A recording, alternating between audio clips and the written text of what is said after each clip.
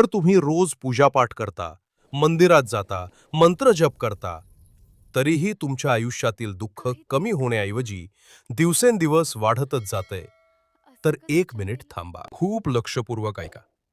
कारण आता जे सांगणार आहे ते तुमच्या श्रद्धेला हलवून टाकेल. होऊ शकतं तुम्ही देवाची नाही तर कुणा दुसऱ्याची पूजा करत आहात. हो, अगदी तीच पूजा जी तुम्ही भक्ती समजून बसला आहात, जी हळूहळू तुम्हाला आतून रिकामं करते, तुमची ऊर्जा शोषून घेते आणि अशा जाळ्यात अडकवते ज्यातून बाहेर पडणं खूप कठीण होतं. आता स्वतःला प्रामाणिकपणे एक प्रश्न विचारा. जर ही पूजा खरंच तुम्हाला वर नेत असेल, तर पूजा झाल्यानंतरही घरात कलहता असतो, रात्री झोप का लागत नाही, समस्या का एकामागोमाग एक येत राहतात, आणि काही लोक जितकी जास्त पूजा करतात तितकंच जास्त दुःख का भोगतात? हे फक्त कर्मांचा खेळ आहे का, की यामागे असं काही सत्य आहे जे मुद्दाम लपवून ठेवलं गेलं आहे? कारण पूजा म्हणजे फक्त अगरबत्ती लावणं आणि मंत्र म्हणणं नाही. पूजेचा खरा अर्थ आहे तुम्ही कोणत्या ऊर्जेशी जोडले जात आहात, तुमच्या जीवनात कोणत्या शक्तीला प्रवेश देत आहात,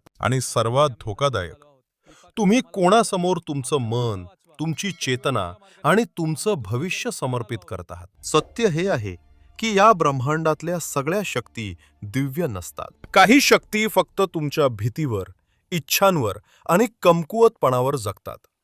जितकं तुम्ही त्यांना पूजता तितकं त्या तुम्हाला त्यांच्या बंधनात घट्ट अडकवतात. तुम्ही पाहिलं असेल, कोणी मरण पावलं की त्याची समाधी बांधली जाते आणि पूजा सुरू होते. कुठे एखादी विचित्र घटना घडली की लोक म्हणतात दैवी चमत्कार झाला.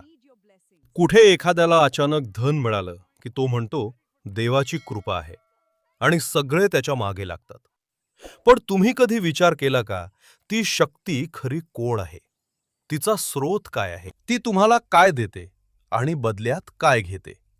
कारण इथे काहीही मोफत मिळत नाही. प्रत्येक ऊर्जेची किंमत असते. आणि आता जे सांगणार आहे ते तुम्हाला आतून हादरवून टाकेल. आज लोक ज्या शक्तींची पूजा करत आहेत त्यापैकी अनेक तुम्हाला वर नेण्यासाठी नाहीत, तर कायम बांधून ठेवण्यासाठी आहेत. सुरुवातीला त्या तुम्हाला थोडं सुख देतात, काही इच्छा पूर्ण करतात, तुम्हाला वाटतं मी योग्य मार्गावर आहे. पण हळूहळू त्या तुमची स्वातंत्र्य हिसकावून घेतात, तुमची चेतना लहान करतात आणि तुम्हाला अशा ठिकाणी जखडून ठेवतात जिथून पुढे जाणं अशक्य होतं. म्हणूनच तुम्ही पाहता अनेक घरांमध्ये पिढ्यानपिढ्या पूजा चालू आहे, मंदिर आहे, देवी देवता आहेत, पण घरात शांतता नाही. समस्या पुन्हा पुन्हा येतात, लोक रडतात, पण चूक कुठे आहे हे समजत नाही. प्राचीन ऋषीमुनींना हे सगळं ठाऊक होतं. त्यांनी स्पष्ट सांगितलं होतं, फक्त त्या शक्तींची उपासना करा ज्या तुम्हाला मुक्त करतात, ज्या तुम्हाला जन्ममरणाच्या चक्रातून वर नेतात. त्यांनी पंचदेवांची पूजा सांगितली, त्या दिव्य ऊर्जांचा मार्ग जो बंधनं तोडतो, बांधत नाही. पण काळानुसार आपण सोपा मार्ग निवडला, त्वरित फल देणारा मार्ग, न समजता केलेली पूजा, आणि हीच सर्वात मोठी चूक झाली. जर तुम्ही शेवटपर्यंत ऐकत असाल तर आता खरं रहस्य सुरू होतंय. तर आता सर्वात महत्वाचा प्रश्न हा आहे, तुम्ही योग्य पूजा करत आहात की चुकीची? तुम्ही कोणत्या शक्तीशी जोडले जात आहात? कारण 99% लोक इथे चूक करतात. ते पूजा तर करतात, पण हे जाणत नाहीत की ते कोणत्या जाळ्यात अडकत आहेत. पहिला आणि सर्वात मोठा संकेत, ज्या शक्तीची तुम्ही पूजा करत आहात ती तुम्हाला स्वतंत्र बनवतीये का, की आणखीन जास्त अवलंबून बनवतीये? खऱ्या दिव्य शक्ती कधीच तुम्हाला दुसऱ्यावर अवलंबून राहणारा बनवत नाही. ती तुमच्यातील शक्ती जागवते, तुम्हाला फक्त स्वावलंबीच नाही करत, तर तुम्हाला मजबूत करते.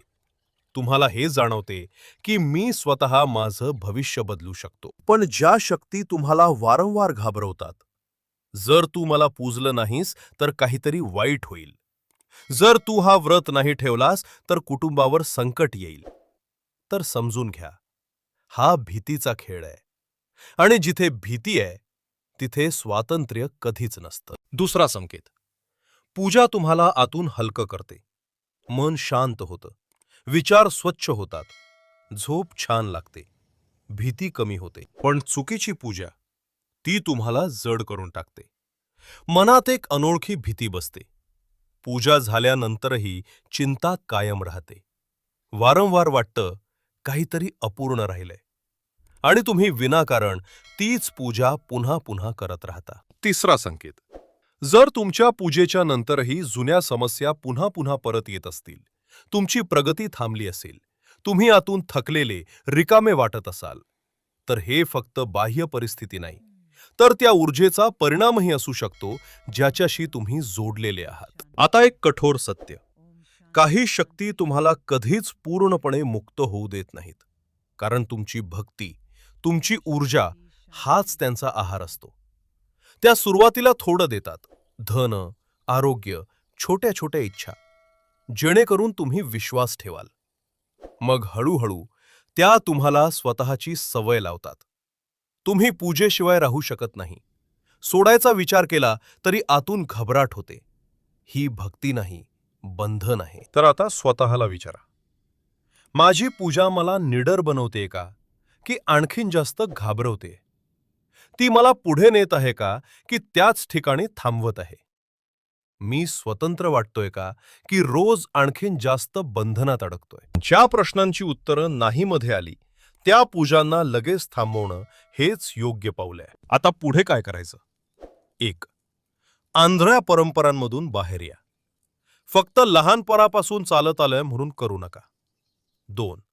प्रत्येक पूजा, प्रत्येक शक्ती, प्रत्येक मंदिराला प्रश्न विचारा, ही मला स्वतंत्र बनवतीये का? खऱ्या दिव्य शक्तीकडे वळा. त्या ज्या तुम्हाला बांधत नाहीत तर मुक्त करतात. 4. सर्वात मोठं म्हणजे समजून घ्या की खरी शक्ती बाहेर नाही, ती तुमच्यात आहे. जेव्हा तुम्ही हे जाणाल तेव्हा कोणतीही बाह्य शक्ती तुम्हाला बांधू शकणार नाही. आणि लक्षात ठेवा, जर तुम्ही आयुष्यभर अशा शक्तींची पूजा केली जी तुम्हाला बांधतात, तर हे बंधन फक्त या जन्मापुरतं राहत नाही, ते पुढच्या जन्मातही तुम्हाला त्याच चक्रात ओढू शकते. शेवटचं सत्य, पूजा ती नाही जी तुम्ही रोज करता. पूजा ती आहे जी तुम्हाला मुक्त करते, जागृत करते आणि वर नेते. आता निर्णय तुमचा आहे. तुम्ही कोणत्या मार्गावर चालणार? त्या मार्गावर जो तुम्हाला बांधून ठेवतो, की त्या मार्गावर जो तुम्हाला मुक्त करतो? जर ही गोष्ट तुमच्या मनापर्यंत पोहोचली असेल तर कमेंटमध्ये लिहा, मी समजलो. आणि तुमच्या पूजेवर एकदा पुन्हा विचार करा. अशाच माहितींसाठी चॅनलला सबस्क्राईब करा आणि सोबत बेल आयकॉन दाबा, जेणेकरून पुढच्या व्हिडिओची नोटिफिकेशन तुम्हाला सर्वात आधी मिळेल. अशाच नवीन माहितीसह पुन्हा भेटू. दिगंबरा दिगंबरा श्रीपाद वल्लभ दिगंबरा. अवधूत चिंतन गुरुदेव श्री दत्त.